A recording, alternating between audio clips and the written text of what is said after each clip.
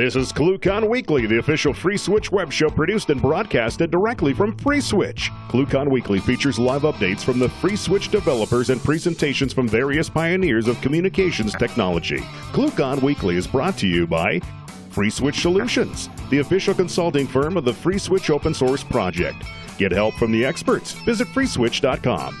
ClueCon, the premier technology conference for telecom, WebRTC, IoT, and all things maker. ClueCon is held every year in Chicago, Illinois, and offers an all-day hackathon and 4 days of technology-rich presentations from developers around the world. Learn more at ClueCon.com or call 877-748-CLUE. All right, guys, welcome to ClueCon Weekly. Today is April the 19th, and this week we'll have Pavel from Viva64 join us. He's going to be talking about static code analysis and their static code analyzer tool. And so that should be really interesting for you developers out there. And it's another tool, one of the several tools that you can use to help track down potential issues in your code. Before we get to that, I just want to give you a quick reminder here. So let's sit back and check this out. This is kind of what it comes down to. It's not just, like the great speakers that come in and do their, presentations and teach the newer guys coming in and some of the veterans as well to catch up. It's also about all the people that you meet within the social events in an environment where we get to have a little bit of fun. Really, it's the people. It's the people that you meet here, the conversations that you have with them. In the past several years, we've found customers, partners, vendors, and some very good friends. You get the idea. Join us for ClueCon. And coming up next, we're going to have the news with Miss Kathleen King.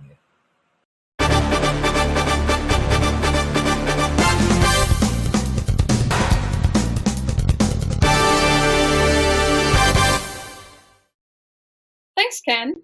First, we would like to thank Ytel and Cipro for their ClueCon 2017 sponsorship.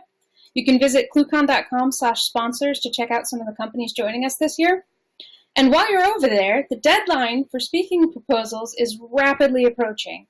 You have until May 1st, so get over there, submit your proposals, and while you're over there, check out our new ClueCon registration portal. For those that haven't registered yet, we have a new registration portal. It'll guide you through the registration process.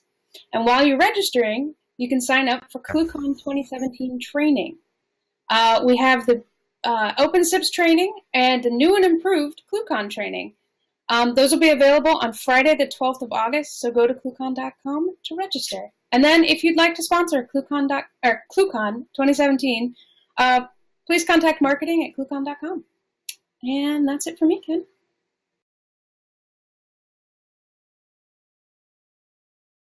All right, thank you. Thank you very much, Kathleen. So today, Pavel is going to be joining us all the way from Russia, just outside of Moscow. So how are you doing today, Pavel? I'm doing great, thanks.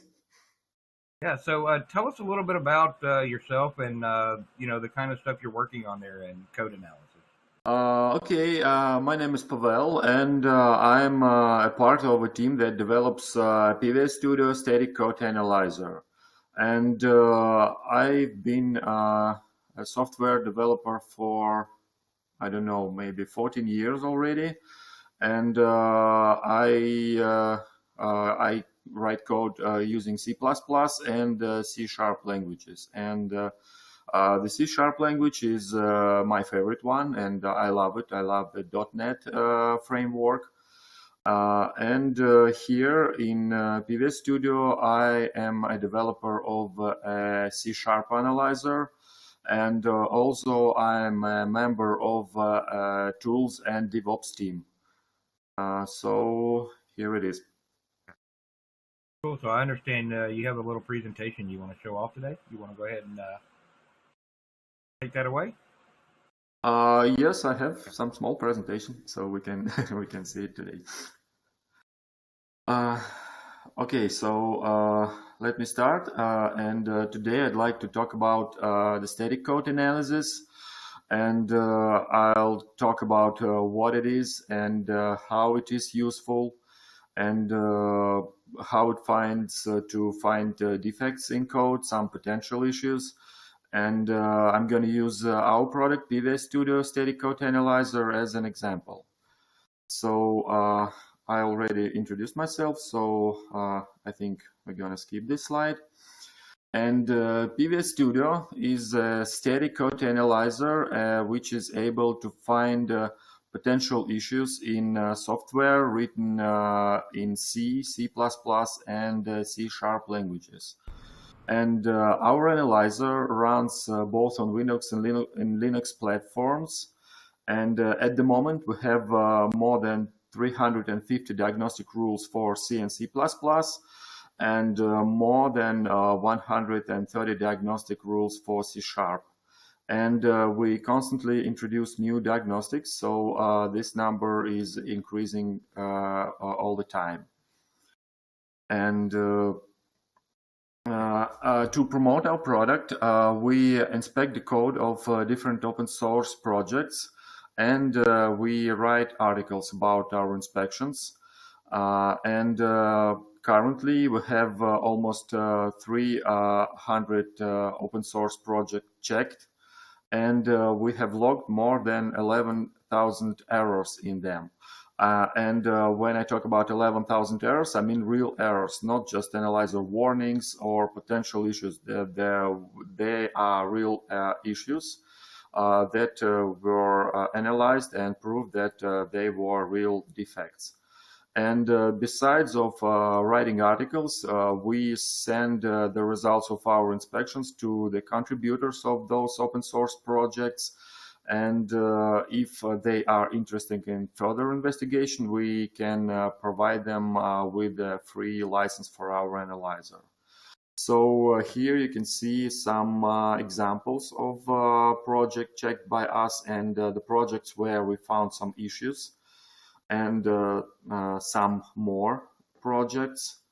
And for C#, here you can see examples of the C# projects that we checked.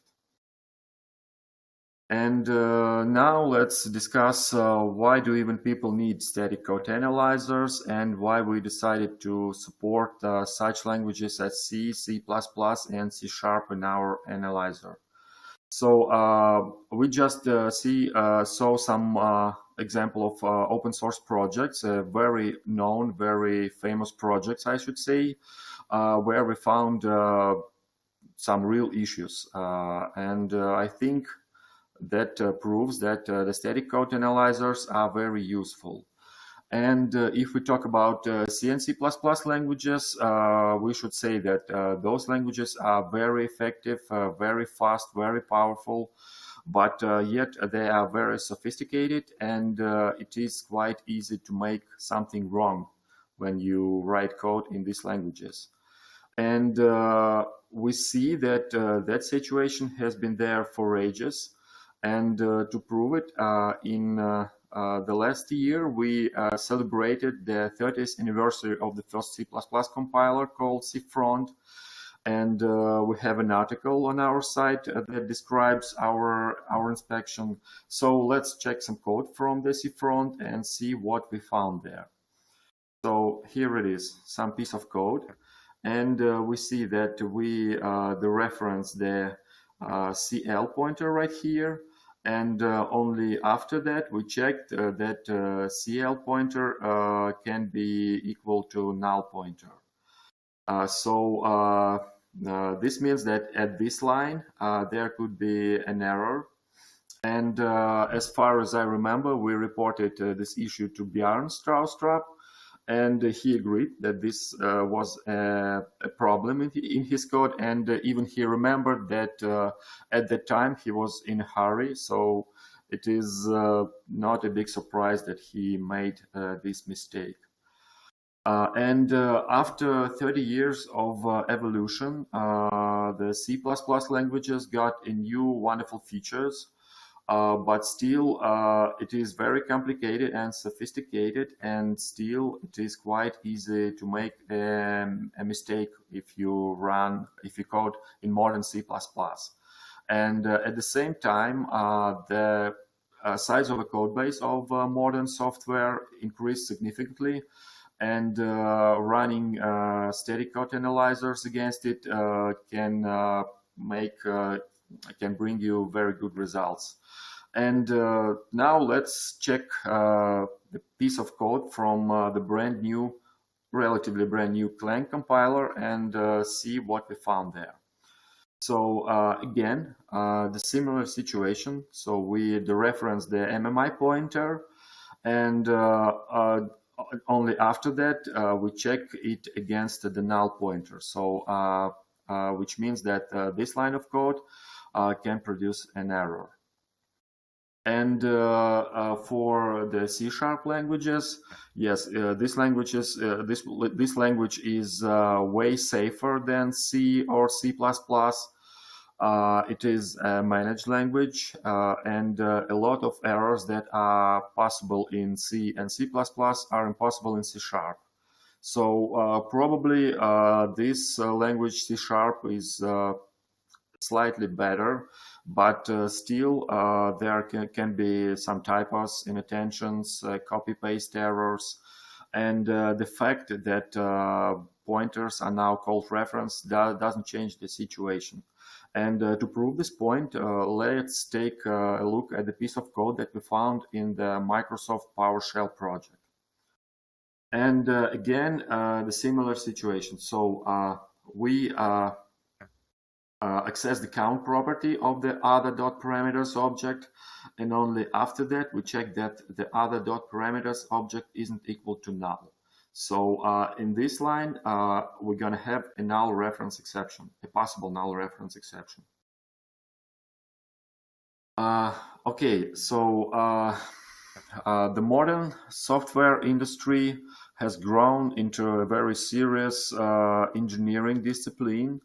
And now we have a lot of techniques and methodologies that helps to improve the quality of software. So now we have coding standards, we have pair programming, test-driven development, code reviews, continuous integration, and so on. And all those techniques helps to improve the quality of the code.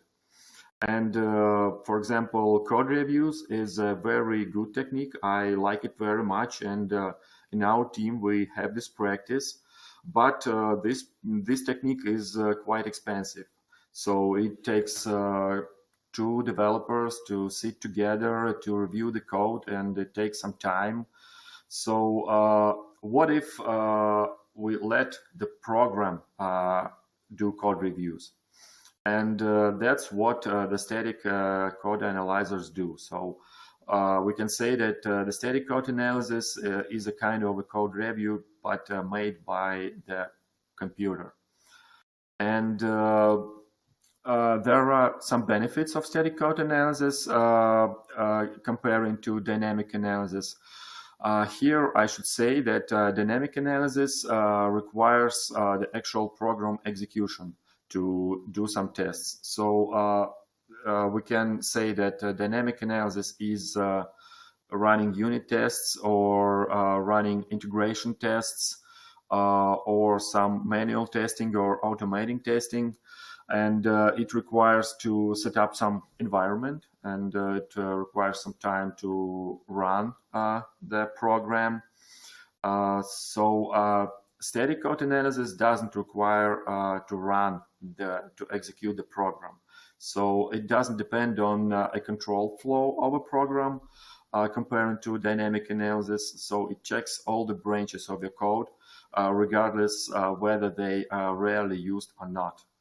And our product, PVS Studio, is great at detecting different anti-patterns and misprints and copy-paste errors, because our experience during our development of our product, and we do this for more than 10 years, we collected a lot of anti-patterns, and probably we know how developers make mistakes, so we can create diagnostics that are very effective in finding these potential problematic pieces of code. And static code analyzers are very effective at finding issues early. And it is very, very useful. It is required to find issues as early as possible, because the sooner we find the defect in code, the cheaper we can fix it. And I don't know, I don't have information about the average price of fixing a defect in code, because it depends greatly on the area of software. For example, if there is some critical issue in software that is running on a nuclear plant, it is very expensive. And so if there is a defect in some small tool, okay, that probably not very important and not very expensive. But there is a well-known rule called 1 to 10 to 100 that says that if the issue found during the coding costs $1, then when we found an issue at the testing phase costs $10 already, and the issue found in production costs 100. I think this is reasonable, because when we find some issues, some bugs in code, when we pass the build to software testers, they need to test it, they need to run test plans, they need to check all the points. If they found issue, they need to log it to bug tracker, and developer needs to reproduce it, spend time to fix, and then create another build, pass it to testers again. They will need to recheck. So as you can see, the price growing too fast. So the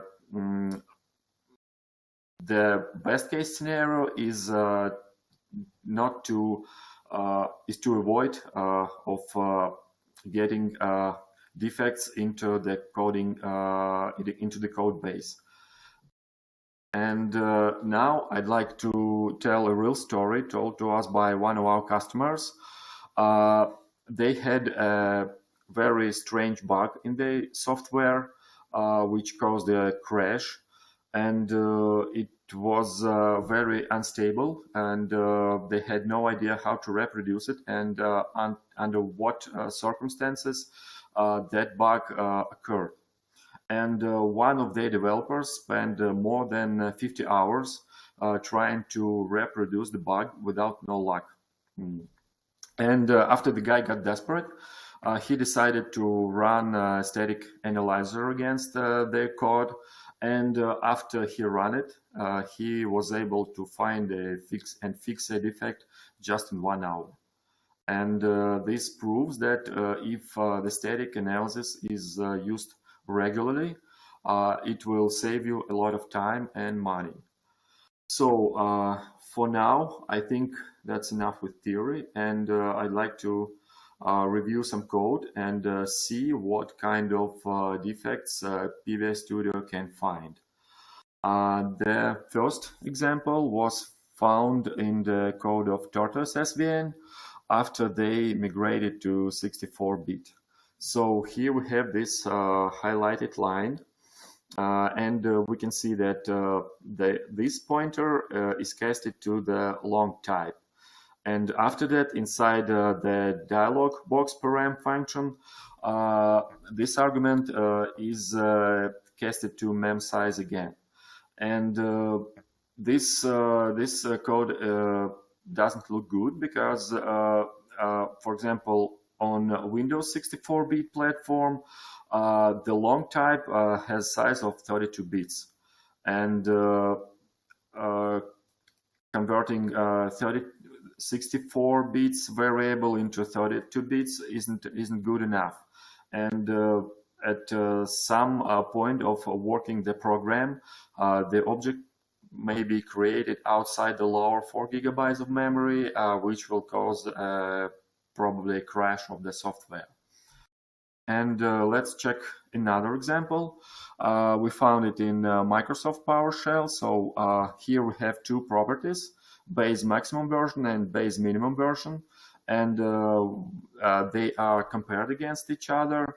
And prior to that, there is a check against null. So we can see that the base maximum version is checked twice against null, which looks very strange and probably was caused by copy paste. So most likely in here we should have a base minimum version property. And another example that was found in the code of LLVM project and the Clang compiler. So here we see that the local variable res is returned from the function. But when we exit the function, the local variable will be destroyed. So this code looks very strange. Another example from the Mono project. Here we see a similar example. So we check the same object against itself. And here we can see that we have two arguments passed to this method, u and v. So most likely here we should use the v object instead of u. And another example from the Mono project. We can see that again we compare the same object against itself. And we recommend our customers in this situation to use a table formatting to make it easy to find an issue by eyes. So if the code was formatted like this, so it is much easier to find a defect. So we can see that value 1 here is probably isn't a good idea. And let's go to another example of the code found in Unreal Engine 4. So we can see the line of code which does nothing, and obviously it doesn't make sense. So probably it was caused by bad refactoring, or simply developer forgot to implement something important. So this code smells, and static code analyzers finds this line and reports that something's wrong with it. And another example from Xamarin Forms. So here we have 4 properties: left, top, right, and bottom. And here we have a property called isDefault, which checks those properties against 0. And here we see that the left property was checked twice. And most likely it is a copy paste. So here we should check the bottom property instead of left. Okay, another example we found in the code of Linux kernel.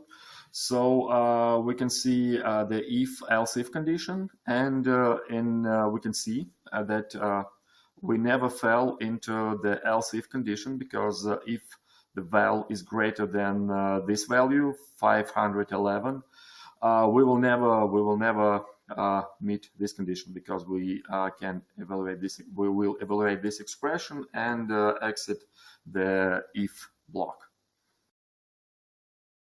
And one more example came from MS Build. So here we have a cast operation. So we cast the obj variable to the assembly name extension type, and we get this name variable. And then it's a normal practice to cast some variable to another type and then check the result of conversion against null. So we can see whether the conversion was, the cast operation was successful. But from our practice, we see that very often developers check the wrong object against null. So here, instead of checking the name object against null, we check the original object. And this code smells as well. And let's see another example from Sony ATF project. So here the developer decided to save some space in his code, and he wrote all those expressions in one line. But for some reason, he forgot to add parentheses, and actually this code behaved the same way, this way. So under the if condition, fails just one this part, and the rest of the line will be executed anyway. And another example from FreeBSD. So we have an array of chars of size 8, and we copy some string, as you can see, with the length of 8 to this buffer. But developer most likely forgot that the string copy function adds a terminal null to the end of the line of the string, and in this case, this will be a 9th character, which will be written outside the buffer. Another example from the PostgreSQL project. As from the comment here, we can see that the developers intended to clear some sensitive data from memory, and they use the memset function to do this. But the fact is that when building in release configuration, the compiler will optimize the calls to memset function, and in fact, this line of code will be removed and will not be executed. So in this scenario, the sensitive buffer of in memory will not be cleared, and which will cause a probable security violation. Another example from the Roslyn project, actually from the tests of Roslyn project. Here, obviously, developer intended to test a race condition. So, according to this condition, he starts threads in a different sequence. But because of copy paste, the threads, thread 1 and thread 2, always started in the same sequence. So actually, this test doesn't test what it should do. And the last example of issues found by PVS Studio for today is one of my favorite ones. So we have a little bit more of code, but it isn't too much complicated. So let's take a look at it. So here we have a matches method, which tests the actual string against null, and here we have the logical AND operator. And probably the author of this code forgot that the logical AND operator will execute the right part of the expression anyway, regardless of the value of the left part of expression.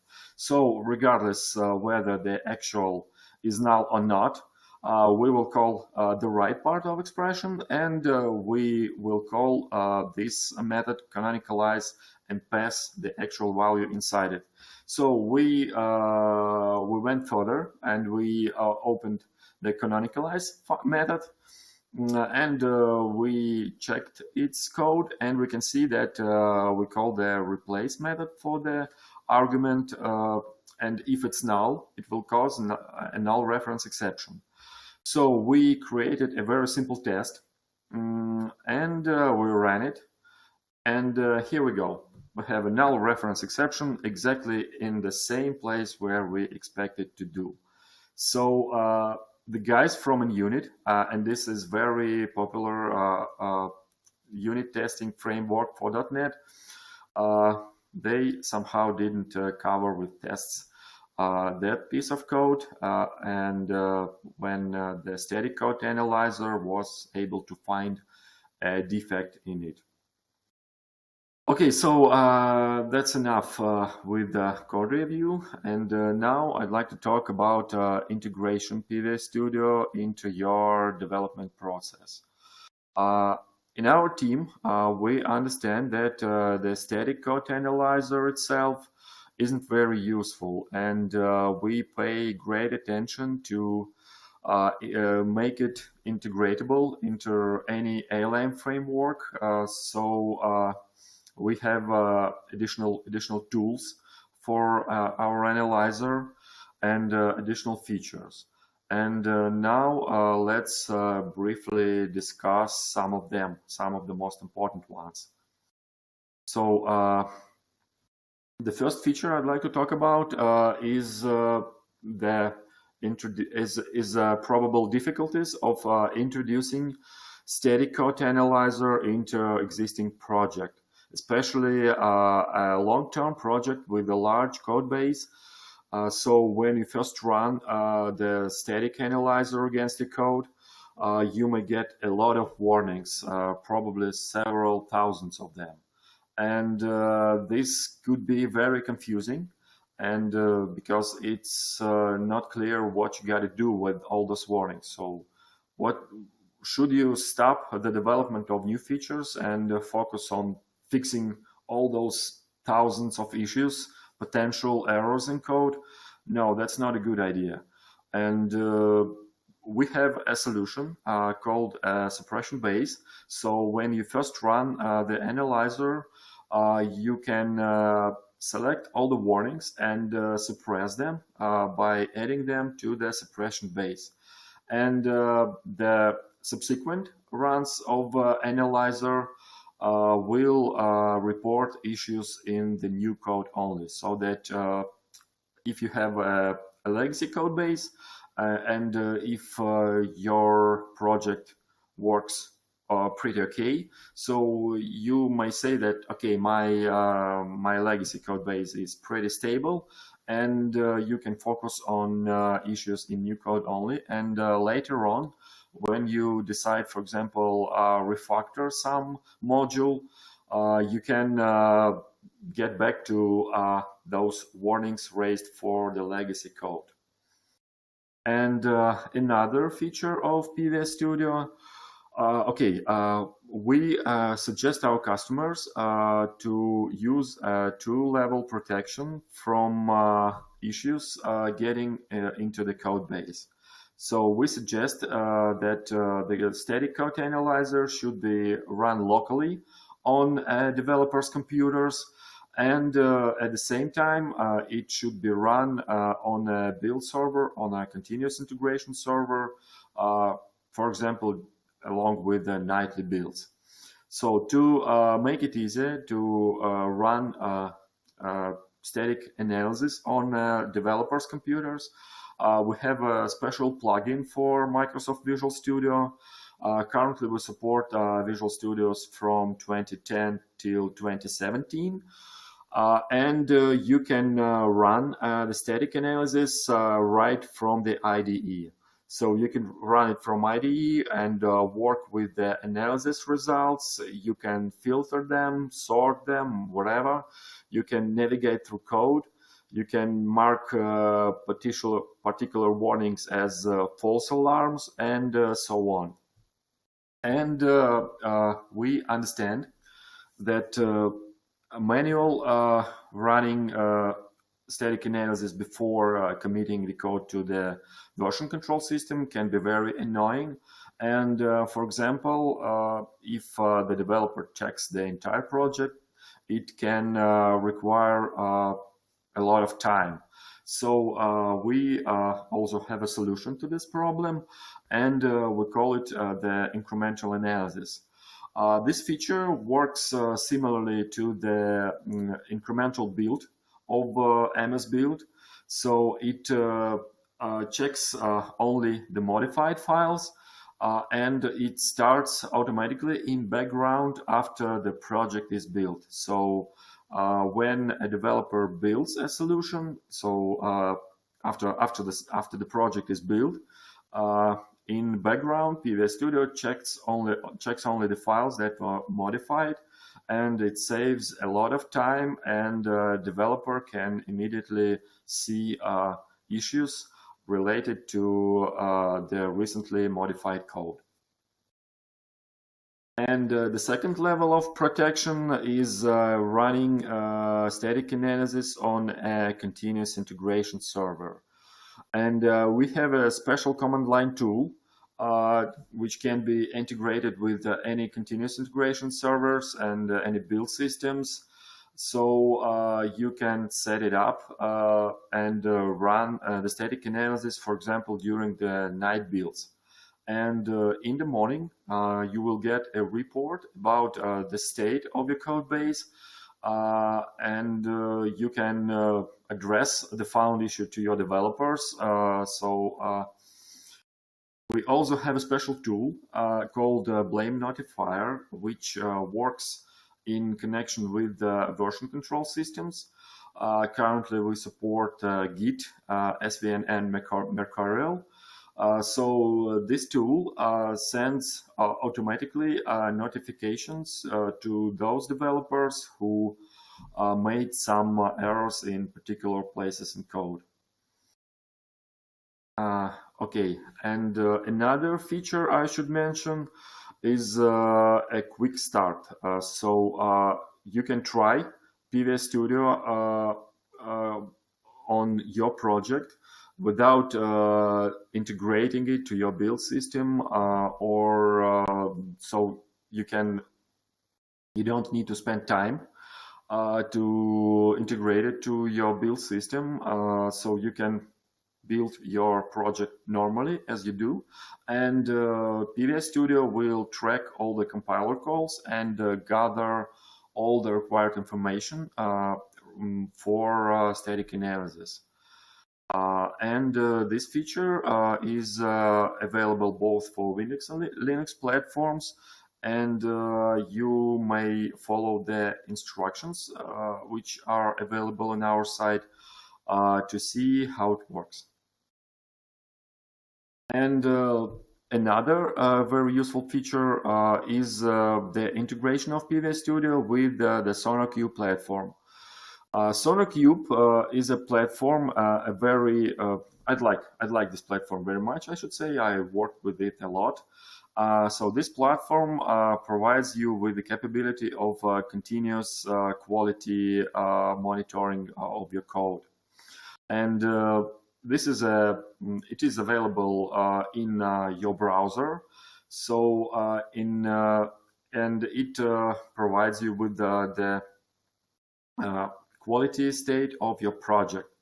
For example, you may see how many errors are there, and you may navigate through the code and through the list of errors in the code right in your web browser, and you can make a decision, for example, whether or not the code is production ready. So this platform provides all the stakeholders with all the required information. And using a plugin, SonarQube plugin for Visual Studio, you can integrate the results of PVS Studio analysis into SonarQube. Okay, if you're interested in the capabilities of PVS Studio, you may download a free trial from our site, and you can try to check your project to see if PVS Studio can find something interesting in it. And for students and for individual developers or for contributors of open source projects, we provide a free license for PVS Studio. And if you are interested in commercial use of PVS Studio, please feel free to contact us, and we will be happy to provide you with all the required information and give you all the consultations about our product. So my presentation is coming to an end, and here are our contacts. So please feel free to contact us at support@viva64.com, and we will be happy to answer all your questions. And that's it, guys. If you have any questions, please feel free to ask, and I'll be happy to answer you. All right, cool. Thank you, Pavel. I've got a question for you real quick. One of the things that we've noticed with some static code analyzers is we'll get some false positives just due to the way the code is structured. Do you guys have a way to write rules that to expand the rule set to take into account for those things? Okay, so okay, first of all, no static code analyzer is immune from some amount of false positives, and we have different tools. We have different features and options to suppress false positives. So you can suppress them by adding a special comment into the code, or you can have some external settings files for suppressing particular messages.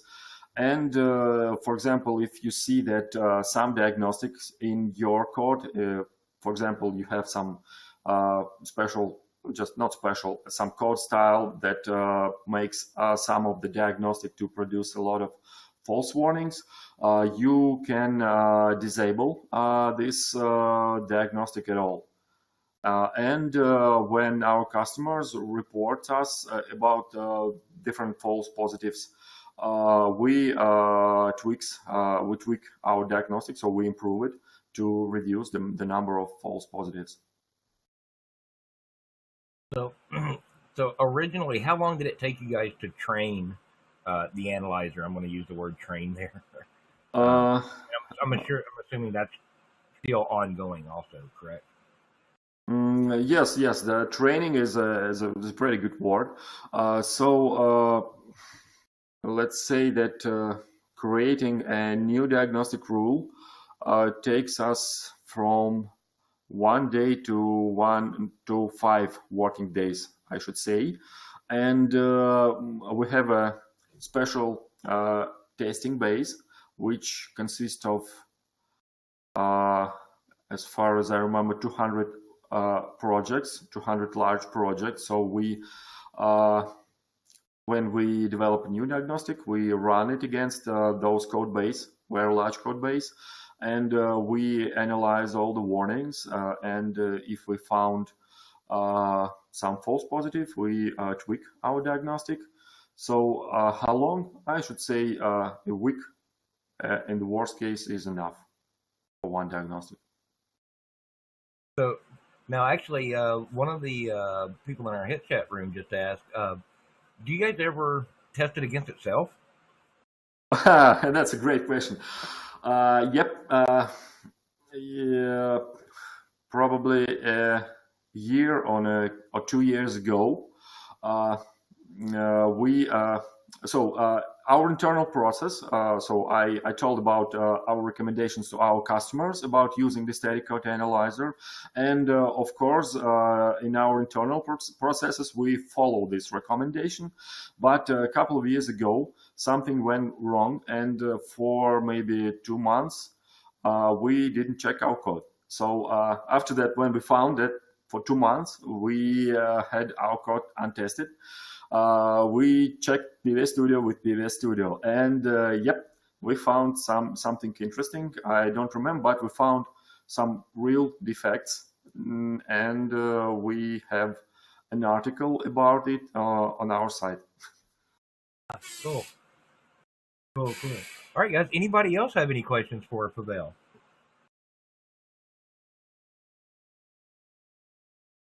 All right. Well, I know it's getting quite late in the day over there, Pavel. Anything else you want to get out there for people watching today? Okay. I should say thank you very much for having me. Thank you for attention, and I was happy to introduce our product and to talk to you guys. Well, thank you very much. Thank you very much for your great conference, and that's the cool thing that you're doing. Thank you very much. Yeah, cool. Well, thank you for coming out and joining us today. You guys that are watching live right now, let everybody know about these videos. For if you are watching, you want to get the updates on the new videos, right down below the video is a subscribe button. Click that, and you'll get alerts when we go live. You'll also get alerts when we post new videos here on YouTube and other places on there. Don't forget, check out ClueCon.com. You can get your ticket to ClueCon now. And you can also get training there for FreeSwitch and for OpenShips, the last day of ClueCon. So you guys go check that out. And don't forget, we'll see you back here next week. Thanks, guys, and have fun.